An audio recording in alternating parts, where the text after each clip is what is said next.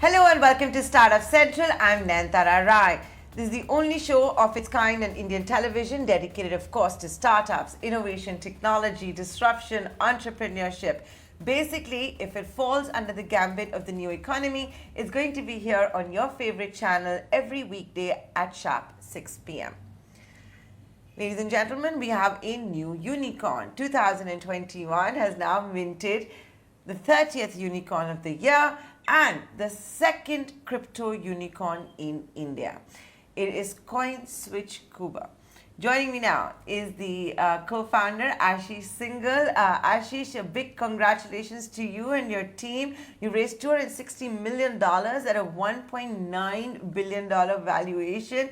How does it feel? And do you want to tell our viewers the marquee investors that you managed to bring on the cap table, to the cap table? First of all, thanks, Nayantara, for inviting me. And, this is a proud moment for us that, Andreessen Horowitz and Coinbase is leading this $260 million round into CoinSwitch. And also, we are Andreessen Horowitz's first ever India investment, which means a lot to us. Getting people like Mark Anderson to help us guide through this journey, who have guided companies like Facebook, Pinterest, Twitter, and, being their first ever investment in India, and that too a big one, means a lot to us.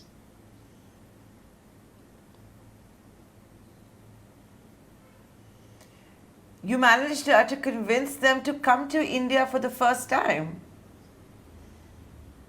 So it wasn't an easy journey, but I think they've been a crypto believer throughout. They backed Coinbase very early in their journey, and they've seen the similar growth, similar team, similar appetite in the team with us. And I think at the end, it was an easier decision for them, to enter India through us. So an exciting road ahead for us.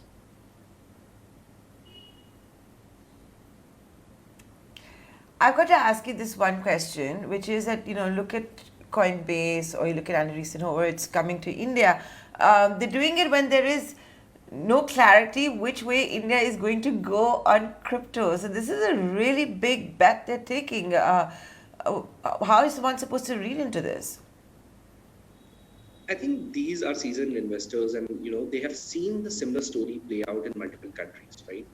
We are not something unique. This is exactly how these things played out in US and other countries, and they've seen the outcomes as well. They've been early believers in this technology and have invested and groomed a lot of these startups itself, including Coinbase. And they feel that similar path would play out in India. Today there is uncertainty, definite uncertainty, but the government is definitely considering and talking to the stakeholders within the ecosystem and trying to build a use case for the users, innovators, and the governments alike. So I think there is enough positivity around and enough belief in the crypto ecosystem by these marquee investors to bet on India and on us.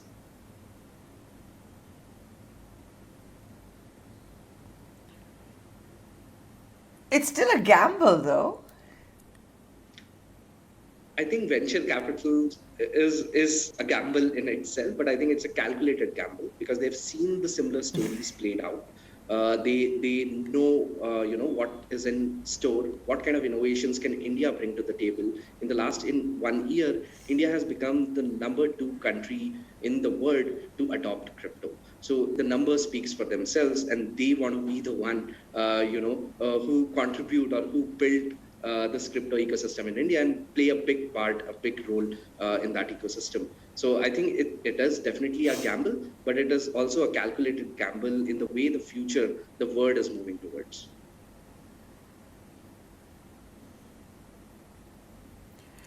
Can you share some data on what basis you're saying how fast India is adapting to cryptos?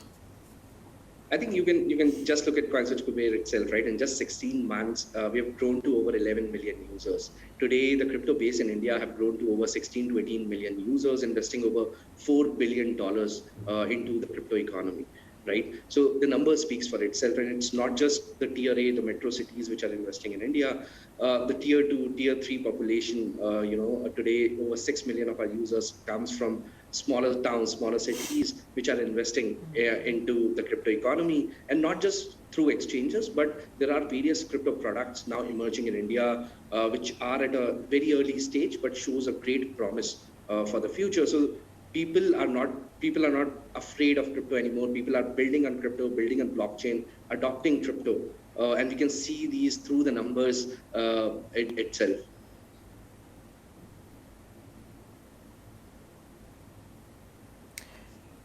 Okay, so now let's talk about what you're going to do with this $260 million plus you've raised. You had recently raised, you recently had another fundraise which was led by Tiger Global. So you're very well capitalized. What's the plan? I think our plan is big, audacious. We want to reach to about 50 million users in India in the next 2 years. For that to happen, we are expanding our leadership team. We are introducing new asset class. We just don't want to be a crypto company, but we want to be a fintech company, competing with the likes of Zerodha, creating that financial well-being ecosystem within India where equal opportunities are passed to everyone in India. So our goals are a little bigger. I think for this goal to achieve, we need to go a little deeper into the crypto awareness, the fintech awareness. We are also launching our crypto ecosystem fund, helping crypto, blockchain, and fintech startups to survive and thrive in India. So I think this amount of funds would help us go far, create not just a surviving and a thriving ecosystem for ourselves, but for other startups as well.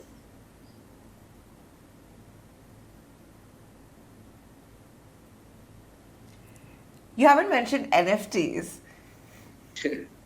My views on NFTs are still the same. I still believe that they are not a good investment per se for retail users. We do believe in NFTs, and there might be few products or few investment from CoinSwitch which would be coming into the NFT field. We do believe NFT has an amazing use case in the digital world, in the metaverse that Facebook is so happy about and building towards. But today, as an investment platform, I am still not of the view whether NFT is the right investment tool for a retail investor. It could be a great tool for collectors, for innovators, or for linking offline to online in an immutable way, but still a little further way it has to go down before it becomes an investable asset class for the retail user.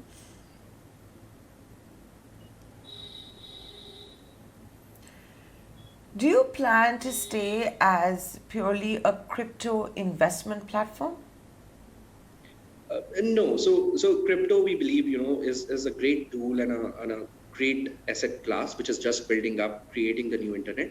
But we also believe that the traditional finance ecosystems work amazing in India, right? So we want to be a merger of both. We want to provide users financial freedom. We want to make money equal for all in India, right? And doing that, we believe that our journey goes beyond crypto, where we would be adding alternate asset classes onto our ecosystem, be it stocks, mutual fund, ETFs, US stocks, and others, and creating an ecosystem which can thrive alongside crypto and not create two parallels of crypto and the alternate finance in itself.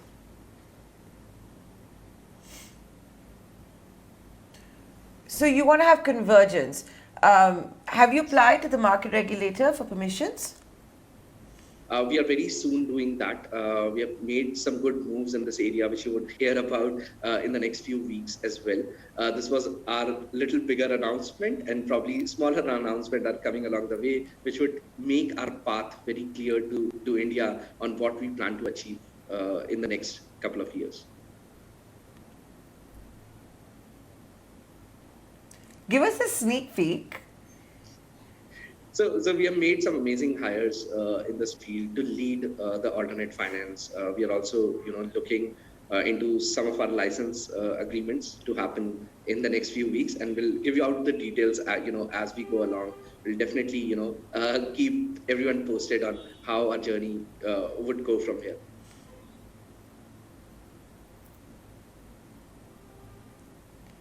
So you're going to apply for licenses and approvals soon with SEBI for mutual funds, equity offerings, FNOs?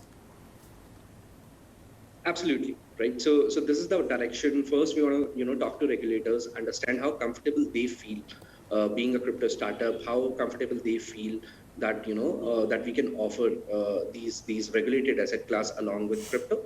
We want to explore that path alongside regulators, because we believe that crypto would get regulated as the time go by, right? So it's just a matter of time when these two come together, and we want to be the first ever platform to offer all the combined asset classes together to our users.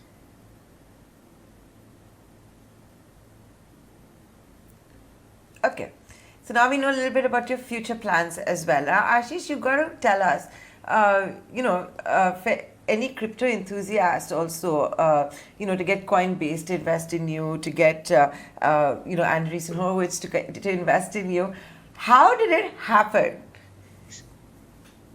A lot is on, luck as well, but I feel that, luck comes when you're persistent, and you just keep on trying. In crypto, there are a lot of problems to be solved, right? Picking the right problems isn't important. What is more important, I feel, is that it's an emerging technology itself. Getting your hands dirty, learning more, and then recognizing the problems that people are facing in this world and trying to solve them. The opportunities in this industries are huge. You can think of it like the early 90s of the internet world, where the big startups, big companies have emerged. I think this is the same phase we are going in crypto as well. And as long as the company do well in solving those problems, these amazing people from everywhere around the world would be lining up to invest in those companies.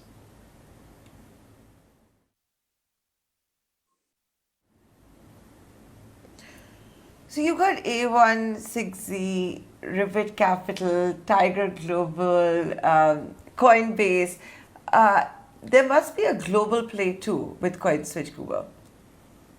So today we believe that the opportunity in India is very, very large. Although we started as a global exchange, so we have that exposure, we have those partnerships already built up around the world. We have proven our competence with working with the likes of even Microsoft at one point. So there's definitely a depth in the company to go global.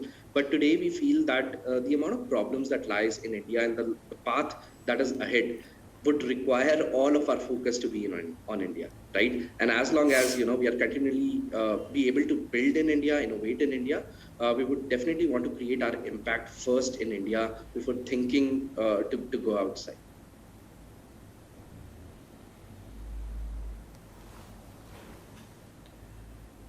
You started operations in 2020. Your rise has been meteoric. Tell us more about it, because you've achieved so much so fast, including entering the Unicorn Club, bringing marquee global investors for getting their first checks in India. How did it all happen? Look back and tell us about how the startup started. Sure. So although the CoinSwitch Kuber journey started only in 2020, but we are a 2017 startup, struggling and trying to figure out our ways into crypto, right? So although it may seem like an instant success in the last 1 year, but we have struggled through the last 4 years to get where we are today, right? And the important point in our journey was always to solve user problem. One thing that me and my co-founders have learned from companies like Amazon, where we have worked, is customer obsession is the key to success, right? When you obsess about your users, you solve their problem, you will succeed. Maybe not now, but later, right? So keep on solving user problem, and one day you will stumble upon the problem which is big enough, have big market, and you will create a right product for them. I think that was our key moment with CoinSwitch Kuber, that we stuck the right problem, we built the right product, we had the right team because of the experiences since 2017 that we've been trying to do in crypto. Right, so it may feel like an instant success, but there is a lot of perseverance and grit. Have went through a lot of failures. Have went through into creating something today. So I would just reiterate, solving user problem is the only goal that we look out for, and we know that we can create a big impact, create a big business, as long as we keep on solving our top user problems.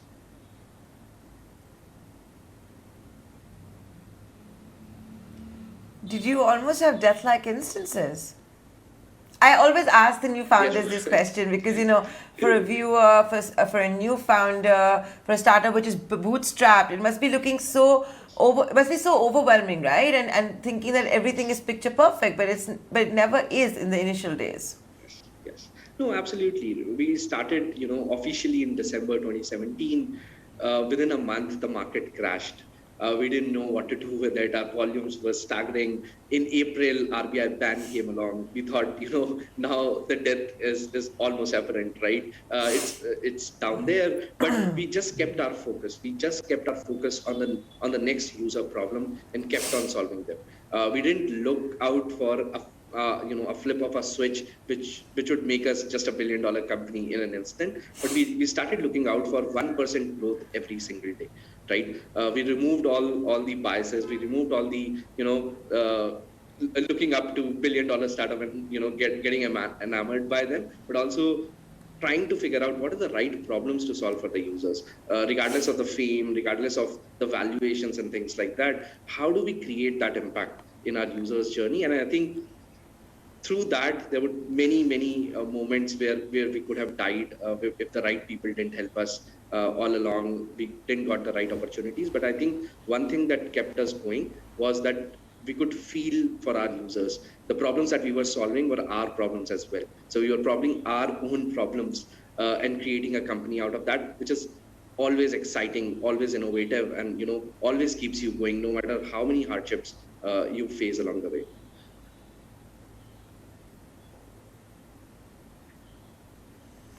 And on that note, Ashish, big congratulations to you and the entire team once again. Many thanks for giving us this interview on your big day.